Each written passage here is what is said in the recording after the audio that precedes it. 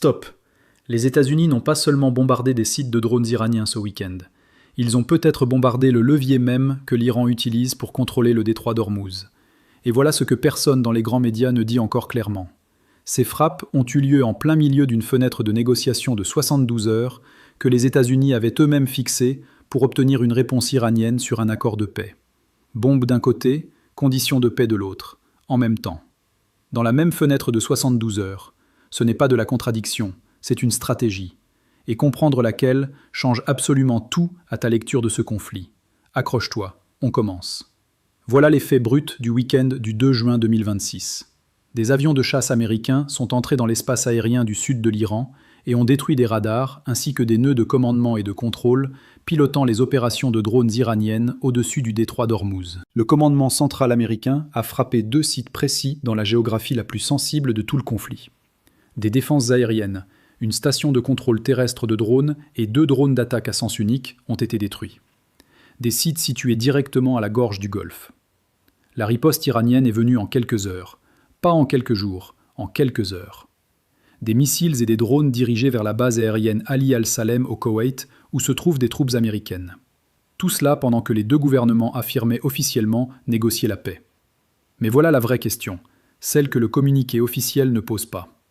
Parmi toutes les cibles que les États-Unis auraient pu frapper en réponse à un drone abattu, pourquoi avoir choisi spécifiquement les réseaux de commandement des drones au-dessus du détroit d'Ormuz ? La réponse change tout. Ils n'ont pas visé la capacité de l'Iran à blesser l'Amérique. Ils ont visé la capacité de l'Iran à voir le détroit d'Ormuz. Ils ont visé les yeux. Et c'est précisément là que tout s'articule. Pour comprendre ce qui s'est vraiment passé ce week-end, il faut comprendre d'abord ce que le détroit d'Ormuz représente comme levier stratégique depuis le 28 février 2026. Cette guerre a commencé quand les États-Unis et Israël ont frappé l'Iran sur une série de cibles militaires. Dans ces premières frappes, le guide suprême iranien Ali Khamenei a été tué. L'État ne s'est pas effondré. Les États s'effondrent rarement. Mais le centre de gravité s'est déplacé vers ceux qui portent les armes, le corps des gardiens de la révolution islamique. La réponse de l'Iran a été immédiate. Elle a visé le seul levier que le monde ne pouvait pas ignorer, la fermeture du détroit d'Ormuz. Des avertissements radio, aucun navire ne passe, puis des navires marchands arraisonnés, des pétroliers attaqués, des mines navales posées, un remorqueur coulé. La voie pétrolière la plus fréquentée du monde est devenue silencieuse, et le prix de tout ce qui roule au diesel a commencé à grimper. L'Iran ne peut pas gagner une guerre militaire conventionnelle contre les États-Unis. Il le sait. Ce qu'il possède, c'est la géographie. Une côte qui longe toute la voie maritime la plus importante de la planète. Et depuis cette côte, avec un réseau de drones et de radars, il peut voir, suivre et menacer tout navire qui tente de passer. C'est cela le levier. C'est la seule carte qui permette à un pays sous blocus de s'asseoir face à Washington sans simplement se faire dicter les conditions.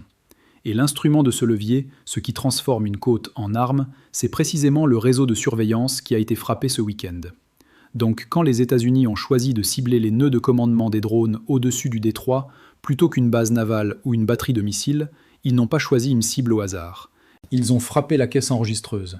Ils ont dégradé l'instrument du levier lui-même. Ce n'est pas une riposte défensive, c'est un message de négociation exécuté avec des avions de chasse. Si tu commences à réaliser que ce qui se joue ici dépasse largement une frappe militaire isolée et que les conséquences pour les marchés de l'énergie, pour le prix de l'essence et pour ton portefeuille dépendent directement de ce qui se passe dans les prochaines 72 heures, abonne-toi à Mediacash maintenant et active la cloche. Parce que cette situation va évoluer très vite et tu veux comprendre ce qui se passe avant que les prix des marchés aient déjà bougé. Maintenant, voici le paradoxe le plus troublant de toute cette analyse. Le marché boursier américain vient de clôturer à un niveau record. Le S&P 500 affiche une 8e séance consécutive de gains, en hausse d'environ 10% depuis le début de la guerre en février. Lisez cela avec la lenteur qu'il mérite. Les actions américaines sont en hausse à 2 chiffres depuis que les États-Unis et Israël ont tué le guide suprême iranien et depuis que le détroit d'Ormuz s'est refermé brutalement sur 20% du pétrole mondial transporté par mer. Comment est-ce possible ? 2 facteurs. Premier facteur, le pari du cessez-le-feu. Les marchés ont intégré la paix dans les prix avant même que la paix ait lieu. En mai, à mesure que les discussions progressaient, le Brent a chuté de 19% sur le mois pour revenir aux alentours de 90 $ après avoir dépassé 113 $ en mars. Les traders ont décidé collectivement que cette guerre allait se terminer rapidement. Deuxième facteur, l'intelligence artificielle. Le marché est actuellement tiré vers le haut par le commerce lié à l'IA, par les fabricants de puces, par Nvidia.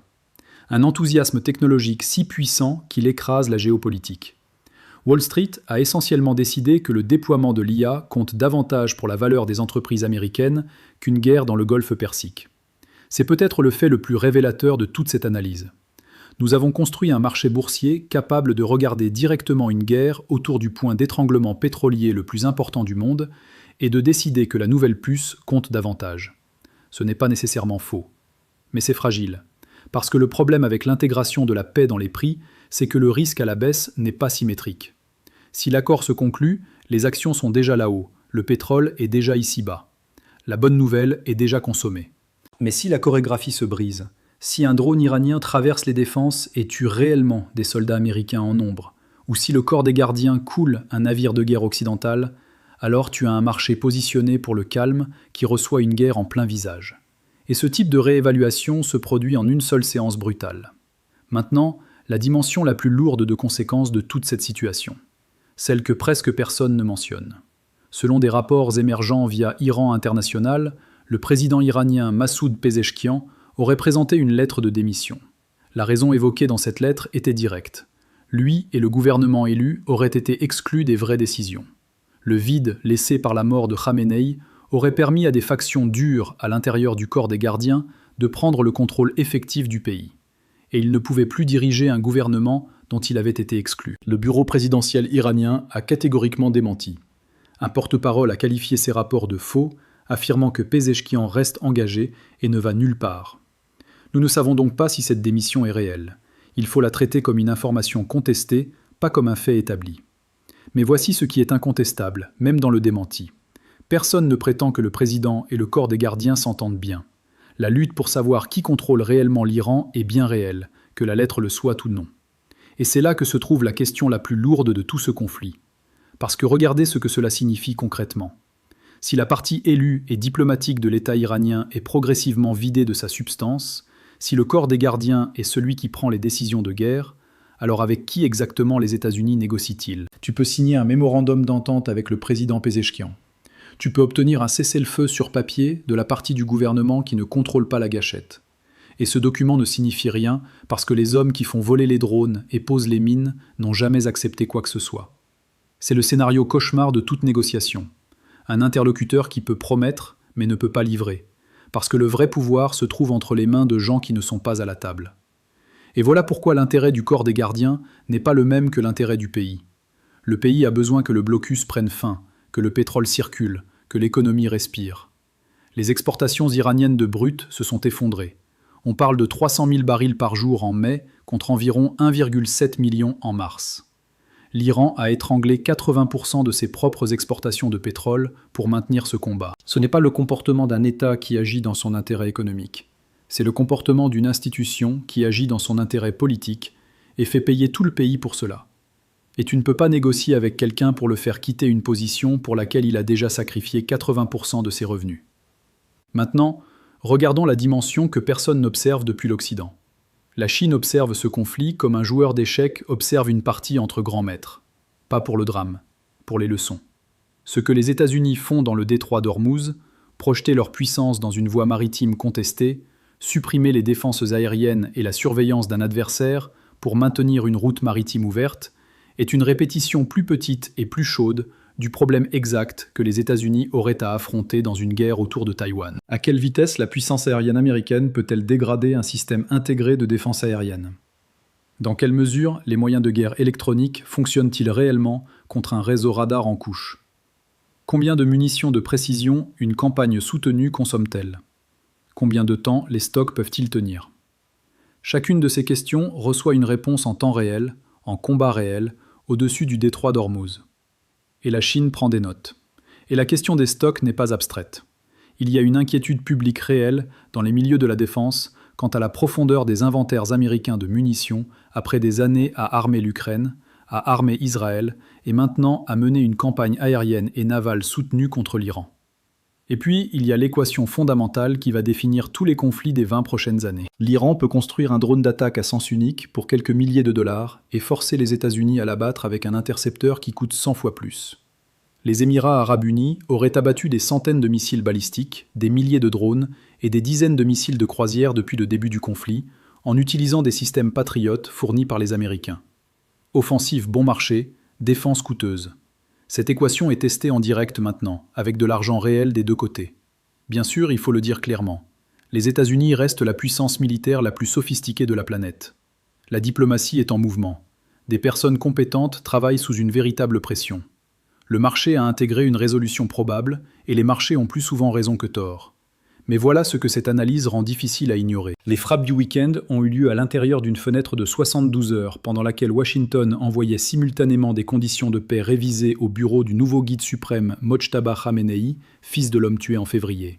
Bongue d'un côté, conditions de paix de l'autre. Dans la même fenêtre, tu envoies des conditions de paix modifiées d'une main et tu dégrèdes de l'autre la capacité exacte qui donne aux partisans durs le sentiment qu'ils peuvent tenir.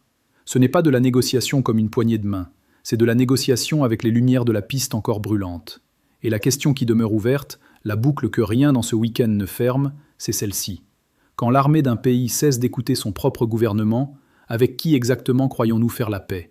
Et qu'arrive-t-il au prix du pétrole, à ton réservoir d'essence et à un marché boursier à des sommets records, le jour où nous découvrons que la réponse est personne? Dis-moi dans les commentaires, est-ce que tu penses que le cessez-le-feu de 60 jours va tenir si le corps des gardiens contrôle réellement les décisions militaires iraniennes? Et est-ce que la hausse du S&P 500 pendant une guerre au détroit d'Ormuz te semble justifiée ou dangereusement déconnectée de la réalité? Les analyses les plus construites, je les lis systématiquement. Si cette vidéo t'a donné un cadre de lecture que tu ne trouveras nulle part ailleurs sur ce week-end, partage-la avec quelqu'un dans ton entourage qui suit les marchés ou la géopolitique. Leur compréhension des risques réels pourrait en être transformée. Dans la prochaine vidéo, j'analyserai les 3 actifs qui ont historiquement le mieux résisté lors des précédents chocs pétroliers géopolitiques, lequel a surperformé lors des 90 premiers jours de chaque crise, et pourquoi le positionnement actuel du S&P 500 ressemble dangereusement à d'autres moments où le marché avait tort sur la durée d'un conflit. Reste connecté à Mediacash, on n'a absolument pas fini d'en parler. Reste vigilant, reste curieux, garde l'esprit critique bien aiguisé.